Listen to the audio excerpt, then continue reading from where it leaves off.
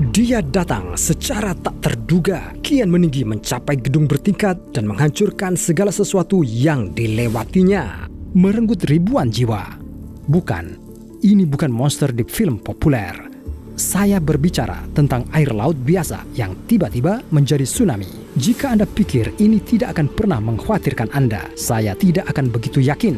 Bagaimana Anda mengenali ancaman yang akan datang seperti itu? Dan bagaimana lautan menghasilkan gelombang mematikan seperti itu? Bahaya terbesar tsunami adalah tiba-tiba. Tak heran jika dalam bahasa Jepang, tsunami berarti gelombang di pelabuhan. Kata mereka, itu yang dipikirkan nelayan. Pulang dengan tangkapan ikan, mereka mendapati pelabuhan telah hancur akibat gelombang dahsyat yang tidak sempat mereka lihat. Faktanya adalah bahwa di lautan terbuka, tsunami biasanya tidak lebih tinggi dari 1 meter atau 3,3 kaki.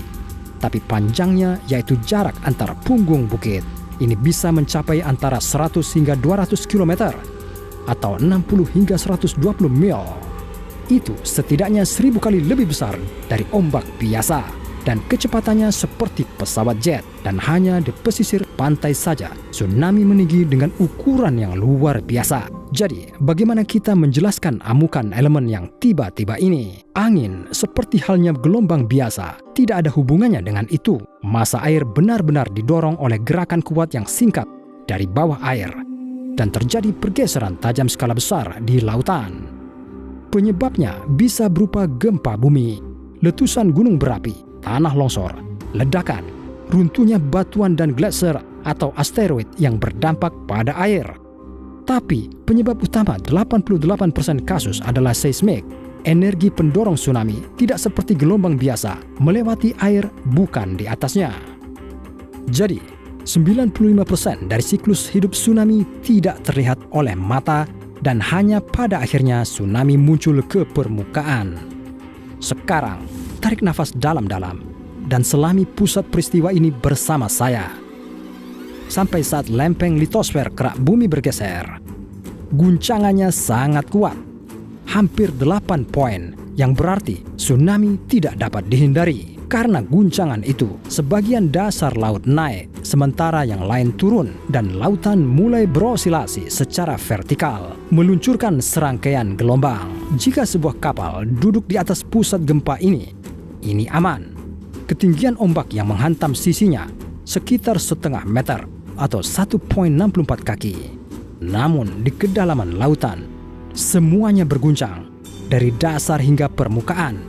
Bayangkan gumpalan air yang sangat besar sekarang mengalir ke pantai, dan dengan kecepatan 400 hingga 880 km per jam atau 249 hingga 547 mil per jam, dan dalam beberapa kasus hingga 1000 km per jam atau 621 mil per jam. Apa yang akan Anda lihat dari pantai? Jika Anda menunggu gelombang pembunuh seperti dalam film bencana, Anda mungkin belum siap untuk apa yang sebenarnya akan terjadi, dan diri Anda sendiri pasti akan menemui ajal Anda terpaku pada perilaku air yang tidak biasa. Sebelum tsunami, ini sering surut, mengekspos pantai akibat pengendapan tanah di lokasi gempa. Jadi, hal terburuk yang dapat Anda lakukan saat itu adalah mulai mengumpulkan kerang dan hewan dari dasar laut. Itulah yang dilakukan banyak orang saat pertama kali menghadapi tsunami. Sementara itu, di lepas pantai, sebagian gelombang melambat hingga 50 km per jam, 31 mil per jam, dan sisa massa air mulai naik karena kemampatan. Semakin dalam lautan, semakin tinggi puncaknya, dan semakin jauh air surut, tsunami semakin meraksasa. Tapi kini, setelah Anda tahu argumen ini, Anda dapat memperingatkan orang lain tentang bencana yang akan datang, seperti yang dilakukan oleh siswi Inggris Tilly Smith di pantai Samudra Hindia pada tahun 2004. Secara kebetulan dia beruntung. Dia pernah belajar di kelas geografi bahwa air dengan cepat mundur dari pantai sebelum tsunami. Tilly meyakinkan orang tuanya dan semua orang di sekitarnya bahwa mereka perlu menyelamatkan diri mereka sendiri, dengan demikian membantu sekitar 100 orang. Ingatlah bahwa Anda harus bertindak cepat meski melambat. Begitu gelombang mencapai pantai, kecepatannya masih puluhan kilometer per jam atau mil per jam. Jadi pada saat alarm berbunyi atau tsunami muncul di cakrawala, Anda punya waktu maksimal 20 menit. Gunakan waktu untuk mundur sejauh 10 km atau 6.2 mil ke pedalaman. Jika itu tidak memungkinkan, panjatlah atap atau setidaknya pohon yang kuat. Mobil tidak selalu menjadi pilihan terbaik. Anda tidak ingin terjebak kemacetan di antara semua mobil lain yang cari selamat, bukan? Jika Anda berada di dalam air, pertama-tama singkirkan sepatu dan pakaian yang berat. Anda dapat dengan mudah terkena puing-puing dan terbawa ke laut, dan dengan pakaian seperti itu akan sangat sulit untuk menyelamatkan diri. Selain itu, jangan cepat senang kemudian kembali ke zona bahaya setelah air surut. Inilah yang dilakukan penduduk kota Severodvinsk di Soviet saat tsunami tahun 1952.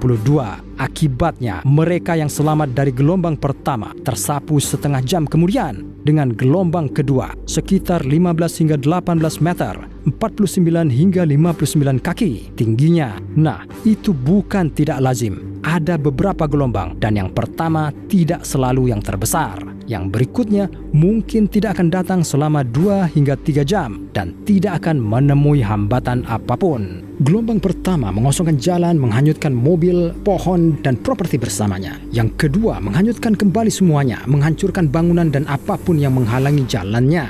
Inilah yang sebenarnya terjadi di Severodvinsk. Getaran dimulai sekitar pukul 4 pagi dan ketika kabut pagi menghilang, pecahan-pecahan yang mengapung di air adalah satu-satunya sisa kota yang tersisa di pantai. Oleh karena itu, tidak sampai 3 hingga 4 jam setelah serangan terakhir, Anda akhirnya dapat menarik nafas. Tetapi jangan berpikir bahwa untuk keselamatan cukup memperhatikan hanya pada perilaku aneh air di awal-awal. Dia tidak selalu surut sebelum tsunami. Jadi, hanya mengandalkan tanda ini saja tidak cukup. Informasi paling akurat tentang ancaman akan disediakan oleh Pusat Peringatan Tsunami. Faktanya adalah gelombang seismik bergerak lebih cepat dari gelombang normal dan alarm dari pusat memberitahukan kepada penduduk pesisir beberapa menit yang berharga, terkadang bahkan berjam-jam jika sumber gempanya jauh dari pantai. Namun, tidak semua gempa bawah laut yang kuat menyebabkan tsunami. Peningkatan permukaan air di suatu wilayah laut atau samudra akan memberikan perakiraan yang paling akurat dan penting bahwa alarm dari titik pengukuran datang paling lambat setelah gelombang itu sendiri. Saat kita membahas gempa bumi bawah air, Anda tidak boleh mengabaikan penyebab tsunami lainnya. Misalnya, tsunami terbesar di dunia yang pernah terjadi di Alaska. 90 juta ton batu dan es runtuh dari pegunungan ke teluk. Air melesat setinggi 524 meter atau 1720 kaki ke udara. Gelombang menyapu teluk, merobek pepohonan, dan melemparkan satu kapal yang berada 10 km atau 6.2 mil dari pusat gempa melintasi pulau. Dan tsunami akibat letusan gunung berapi Krakatau di Indonesia pada abad ke-19 menghancurkan ribuan kapal dan merenggut puluhan ribu jiwa. Padahal, menurut statistik, gunung berapi hanyalah penyebab dari sekitar 5% bencana semacam itu. Gelombang pembunuh tidak hanya tercipta oleh alam, tetapi juga oleh manusia itu sendiri. Misalnya, dengan meledakkan bom atom di bawah air, seperti yang terjadi pada pertengahan abad ke-20. Sebuah ledakan di kedalaman mengangkat gelombang setinggi 29 meter atau 95 kaki. Namun, tidak ada kerusakan setelah mencapai 300 meter atau 984 kaki. Semua kembali tenang. Penyebab tsunami yang paling langka adalah asteroid dengan diameter lebih dari 1 km atau 0.62 mil yang jatuh ke air. Suatu contoh, menurut satu versi, asteroid Cyclobob dengan diameter 11 hingga 81 km, 6.8 hingga 50.3 mil, dan dengan kawah sedalam 20 km atau 12 mil menyebabkan kepunahan dinosaurus. Ini menghilangkan sinar matahari bumi karena pelepasan debu ke atmosfer dan memicu tsunami hingga 14 meter hingga 1.5 km atau 46 kaki 0.93 mil. Gelombang ini menyapu seluruh planet, mengaduk samudera. Yang paling mematikan adalah tsunami yang pernah disebutkan di dekat Pulau Sumatera pada tahun 2004. Itu menimpa 14 negara dan merenggut lebih dari 200.000 jiwa. Energi dari gempa bumi yang memicunya berjumlah 20.000 bom atom seperti yang pernah dijatuhkan di Hiroshima. Jika Anda sudah membuat rencana untuk liburan di masa depan, tetapi tiba-tiba ragu, jangan terburu-buru untuk menundanya. Pertama-tama, bahaya terbesar dalam hal tsunami adalah wilayah Samudra Pasifik yang disebut cincin api. Dan kedua, dalam hal gelombang kecil, bahkan di sana biasanya terjadi tidak lebih dari 4 kali dalam setahun dan hanya sekali dalam 1 dekade. Pemegang rekor dengan tinggi 10 meter, sekitar 30 kaki yang muncul. Pernahkah Anda menyaksikan tsunami atau bencana alam lainnya? Beritahu kami di komentar.